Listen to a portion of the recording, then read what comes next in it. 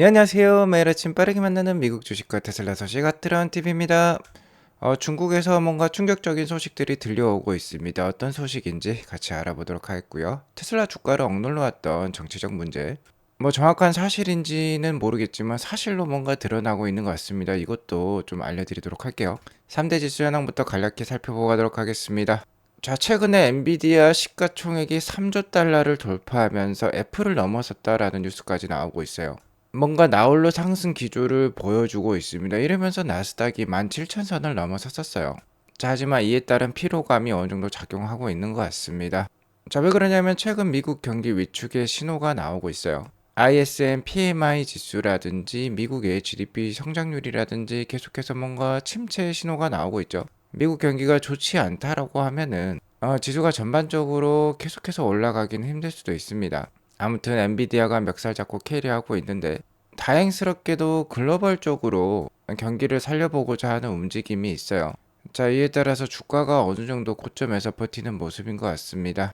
자, 일단 6월 5일 G7 국가 중에서는 처음으로 캐나다가 기준금리 인하를 단행을 했습니다. 기존의 기준금리 5%였는데요. 6월 5일 0.25%포인트 하락을 시키면서 4.75%까지 내려왔어요. 자, 그러자 그 다음날 6월 6일이었죠. 유럽에서도 중앙은행 기준금리를 내렸습니다. 기존에 4.5%였는데 여기에도 베이비 스텝의 기준금리 인하가 있으면서 4.25%까지 내렸어요. 최근에 미국의 10년물 국채금리마저도 이렇게 크게 하락하는 모습이 나오고 있는데 금리 인하와 함께 엔비디아와 같은 AI 기술주들이 각광을 받으면서 나스닥이 17,000선을 넘어서면서 계속해서 상승을 하고 있습니다. 일단 달리는 말이기 때문에 일찍 내려올 필요가 없다라고 제가 말씀을 계속 드리고 있습니다. 다만 역시나 중요한 것은 미국 경기가 얼마나 하강할지 그리고 미국의 물가가 얼마나 하강할지가 중요하다라고 볼 수 있겠어요. 미국의 GDP라든지 PMI 지수라든지 이런 경기 상황을 보여주는 지표들이 어느 정도 버텨주면서 미국의 CPI 지수, PCE 지수와 같은 물가 지표가 계속해서 어느 정도 하락하는 기조가 보인다라고 하면은 글로벌 긴축 완화 기조와 함께 미국 증시 역시 계속해서 골디락스 상황이 연출이 되면서 좋은 모습을 보일 가능성도 있습니다. 자, 그러니까 이번 6월 12일 발표될 미국 CPI 지수라든지 28일에 발표될 5월달 PC 지수가 중요하다고 볼 수 있겠어요. 그러니까 경기가 어느 정도 버텨주면서 물가 지수가 지속해서 조금씩 하락하는 모습이 나와야지 주가 지수에도 좋은 영향을 미칠 것 같습니다. 금일 발표된 신규 실업보험 청구자 수 역시 계속해서 경기 하강 흐름을 보여주고 있어요. 직전 주보다 8,000명 증가한 22만 9천 명이 나왔습니다. 전문가 예상치였던 21만 9천 명도 넘어서는 모습이 나왔어요. 실업자 수가 증가하고 있다라는 건데 최근 경기 하강 분위기 속에서 실업자 수마저 늘어나는 그런 모습이 나오자 9월달 미국 기준금리 인하 확률이 70%대까지 올라가는 모습입니다. 11월달 금리 인하 확률은 81%대까지 올라왔어요. 아무튼 찬바람이 불어오기 시작하면 그러니까 늦가을쯤에는 늦더라도 미국의 기준금리 인하가 있을 것 같습니다. 그리고 올해 11월 달에는 미국의 대선도 있죠. 그 전까지는 대선 전까지는 주가 분위기가 그렇게 나쁠 것 같지는 않아요. 자, 하지만 대선이 끝나고 금리 인하가 시작된다라고 하면은 오히려 미국 경기 하락이 확실시해지면서 주가가 어느 정도 떨어질 수도 있다라는 점은 염두에 두시고 투자를 이어나가실 필요도 있을 것 같습니다. 테슬라는 금일 1.68% 상승한 178불대로 마감을 했어요. 금일 엔비디아는 하락했지만 테슬라는 상승하는 모습을 보여주었습니다. 자, 금일의 상승에는 스타쉽 4차 발사의 성공에도 어느 정도 기인을 한 것 같습니다. 스페이스 X 역시 테슬라의 관계회사라고 볼 수 있겠죠. 테슬라와 기술과 인력을 공유하는 회사인데요. 스페이스 X의 성공은 테슬라의 성공과도 일맥상통하다라고 볼 수 있겠는데 이번 4차 발사에서 큰 성공을 거두었어요. 자, 일단 첫 번째로 슈퍼 헤비라고 불리우는 추가 로켓 부스터가 이 스타쉽에 장착되어 있는데 출발 후 3분 만에 이 슈퍼 헤비가 분리가 되는데 이게 자, 일단 멕시코만에 연착륙했습니다. 그러니까 재사용이 가능하다라는 게 입증이 되었어요. 두 번째로 스타쉽 역시 성공적으로 궤도에 안착을 한 다음에 70분 동안 지구 한 바퀴를 돌고 대기권에 재진입을 했습니다. 대기권 재진입 과정에서 일부 손상을 겪기도 했지만 바다에 연착륙하는 성공하는 그런 모습을 보여주었어요. 일론 머스크도 이와 관련해서 이러한 발사 성공을 축하를 해주고 있습니다. 여기 보시면 스타쉽이 바다에 연착륙 하는데 성공했다라고 얘기를 하고 있죠. 계속해서 퍼즐을 하나하나씩 풀어내 나가는 모습이에요. 작년 4월달 1차 발사할 때는 부스터 분리를 성공하지 못했습니다. 그러니까 슈퍼헤비가 분리가 되지 못했어요. 2차 때는 지난해 11월이었는데 부스터 분리는 성공했으나 궤도 진입에는 실패를 했었고 3차는 올해 3월 달에 있었습니다. 스타쉽이 궤도 진입에는 성공했으나 부스터가 착륙하는 데는 실패를 했었어요. 스타쉽 역시 대기권 재진입에 실패를 했었죠. 자, 하지만 이번 4차 발사 때는 이 모든 게 성공을 했습니다. 자, 이 정도가 되면은 5차나 6차 때는 이제 스타쉽마저 비행체에 손상이 없이 지구로 귀환할 수도 있을 것 같아요. 자, 그리고 테슬라는 지난 3년간 주가가 상당히 약했습니다. 그리고 테슬라 주가가 가장 약했던 2022년 말에는 일론 머스크의 트위터 인수도 있었죠. 지난 3년간의 테슬라 주가 약세에 정치적인 이슈도 있을 것 같다라는 부분을 리얼 치킨보이님이 다뤄주시고 계시는데요. 제가 이를 인용해서 정치적인 배경도 좀 알려드리도록 할게요. 앞서 말씀드렸듯이 올해 11월 달에 대선이 있습니다. 바이든과 트럼프가 경쟁을 하고 있는데요. 바이든의 약한 골이라고 볼 수 있는 바이든의 아들이 있습니다. 헌터 바이든인데, 자, 어제 FBI가 법정에서 헌터 바이든의 노트북 랩탑이 진짜다라고 시인을 했어요. 헌터 바이든의 노트북이 왜 중요하냐? 자, 이 노트북 안에는 바이든을 대통령 자리에서 끌어내릴 만한 중요한 증거들이 있기 때문입니다. 우리나라 역대 대통령도 가족 관리가 잘 안 돼가지고 낙선을 하거나 아니면 감옥에 들어가거나 역대 안 좋은 것들이 되게 많이 있었죠. 바이든도 마찬가지입니다. 헌터 바이든은 탈세, 마약, 사치 등등 안 좋은 이슈들을 많이 남겼는데 이러한 것들이 헌터 바이든 노트북 안에 많이 들어가 있다라고 합니다.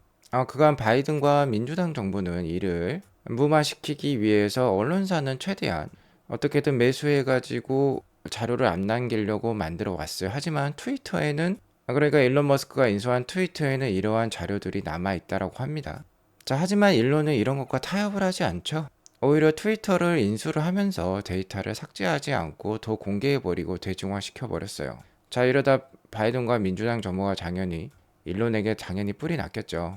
언론에서는 일론과 X를 총 공격을 했습니다. X에서는 광고가 다 끊기고 망한다는 소식까지 들려왔었죠. 일론이 트위터 인수 때에도 굉장히 비싸게 샀다라는 말도 많았었죠. 일부러 이렇게 바이든과 민주당 정부가 트위터를 비싸게 사게 만들었다라고도 했었습니다. 법정에서 트위터를 비싸게 사게 만들기도 했었죠. 자, 그 다음에 이어지는 행보가 더 수상합니다. 이미 일론 머스크는 2018년에 주주들로부터 적극적인 찬성을 받으면서 주식 보상 패키지를 얻어냈었어요. 근데 올해 들어서 델라웨어 법원에서 이 보상 패키지를 무효화시켜버렸죠. 일론은 주주와의 약속을 지켰으나 이를 미국 정부에서 무마시켜버린 것입니다. 자, 이 와중에 기관들은 테슬라 지분을 먹으려고 공매도도 치고요. 주가도 많이 하락을 시켰어요. 기관들의 지배 구조를 높여왔습니다. 자, 이렇게 미국 정치권과 언론사가 한패가 돼서 일론 자신과 주주의 약속마저 깨버리는 상황이 일론 머스크에게는 상당히 가혹하다라고 볼 수 있겠죠. 자, 그러니까 이럴수록 일론이 테슬라의 지분을 최대한 확보를 했어요. 특히 25%까지 확보를 해서 테슬라나 AI 관련된 그런 기술들을 지키려고 하는 것 같습니다. 자, 아직도 언론에서는 일론이 지분 25%가 필요하다라고 얘기를 하면 독재자라고 얘기를 하고 있다라고 해요. 참고로 헌터 바이든 역시 델라웨어 주에서 태어났고 델라웨어 주는 민주당의 또 텃밭이라고도 합니다. 물론 테슬라 주가가 최근 3년 동안 하락을 하는 가운데도 세계적인 글로벌 경기라든지 전기차가 좀 안 팔린다라든지 이런 문제들도 있었지만 정치적인 배경도 충분히 작용하고 있는 것 같아요. 이러한 분위기를 봤을 때 오히려 트럼프가 당선이 된다라고 하면은 테슬라나 일론 머스크에게 더 좋은 분위기를 만들어낼 수도 있을 것 같습니다. 아무튼 테슬라와 일론 머스크가 워낙 파괴적인 혁신을 하고 있기 때문에 정치권의 영향을 안 받을 수는 없는 것 같아요. 역시나 이를 뛰어넘기 위해서는 어느 정도 분산이 필요하다라고 판단이 됩니다. 재정학적으로도 분산을 시켜야 되고 기술적으로도 좀 분산을 시킬 필요가 있어요. 특히 G2라고 볼 수 있는 게 중국이 되겠죠. 미국을 견제할 만한 국가는 현재 지구상에 중국밖에 없다라고 보는데요. 테슬라가 중국에서 잘하게 되면 미국 정치권도 당연히 테슬라에게 더욱더 잘할 수밖에 없을 것입니다. 자, 지금 충격적인 소식이 나왔는데 다음 달에 중국의 신규 모델 Y 주니퍼가 나올 수도 있다라는 소문이 무성합니다. 자, 여기 보시면은 모델 Y죠. SUV 모양입니다. 근데 뒤에 헤드라이트 부분이 다르죠. 바로 모델 Y 주니퍼가 되겠습니다. 자, 상당히 현실에 가까운 지금 디자인이 나오고 있는데요. 다음 달에 주니퍼가 나올 수도 있으니까 모델 Y를 사고 싶은 사람들은 좀 기다리라는 말까지 지금 나오고 있어요. 자, 원래 이 모델 Y는 올해 4분기에 론칭이 될 예정인데 좀 더 빨리 나오는 것 같습니다. 최근에 중국 내에서도 모델 3가 더욱더 많이 판매되는 비중을 보여주고 있는데 모델 Y 주니퍼가 다음 달에 나온다라는 것이 어느 정도 소문이 돌면서 모델 3 판매량이 좀 더 늘어난 것 같기도 해요. 모델 Y를 신규 모델 Y를 기다리는 수요도 있다라는 것이죠. 또한 중국 내에서 지금 소프트웨어 업데이트가 진행이 되고 있는데 여기 보시면 바이두의 맵이 적용이 된 화면이 나오고 있습니다. 바이두 맵 V20이라고 하는데 드디어 테슬라와 미국 현지 IT 기업의 이 파트너십이 제대로 나오고 있어요. 자, 이는 무엇을 염두에 둔 것입니까? 바로 중국 내 FSD 출시를 염두에 둔 사항이라고 볼 수 있겠죠. 차이나 뉴스위크에서는 중국 FSD 진출이 이미 예정된 결론이라고 발표를 하고 있어요. 자, 연내에 충분히 중국 내 FSD 소식이 나올 수 있으니까 계속해서 테슬라 투자에 기대감을 갖고 투자를 이어나가실 필요가 있겠습니다. 4월 29일에 일론 머스크가 전격 중국을 방문하면서 주가가 뭐 한 번에 15% 오르기도 했어요. 그러한 소식이 다시 한번 재현이 될 수 있으니까 계속해서 기대감을 갖고 투자할 필요가 있겠습니다. 자, 아무튼 일론 머스크는 대단한 사업가이자 전략가입니다. 뭐 중국, 인도, 미국 할 것 없이 계속해서 정치권을 움직일 수 있는 그런 거대 인물이면은 틀림없습니다. 그리고 그 정치권을 움직일 수 있는 배경에는 역시나 재력도 있겠지만 강력한 기술력이 뒷받침된다라고 볼 수 있겠죠. FSD 12.4.1이 현재 테슬라 임직원에게는 배포가 되었고, 자, 이번 주말에 몇몇 일반 고객에게도 배포가 될 수 있다라고 해요. 자, 그리고 FSD 12.4.1부터는 버전 13으로 분리만 하고 지금 12.5와 12.6도 별개로 테스트 중에 있습니다. 그리고 12.5는 14로 12.6은 15로 분리울만 하다라고까지 자신감을 내비치고 있어요. 자, 그리고 마지막에 이렇게 충격적인 발언이 있는데 It will take over a year of driving to get even one intervention. 자, 그러니까 1년 넘게 사용을 해야지만 단 한 번 정도 개입을 할 수도 있겠다. 그만큼 자율주행 기술이 올라왔다라고까지도 발언을 하고 있습니다. 그리고 FSD 버전 12.4부터는 노넥이죠. 자, 그러니까 이제 핸들을 만지지 않아도 된다는 수준까지 올라왔어요.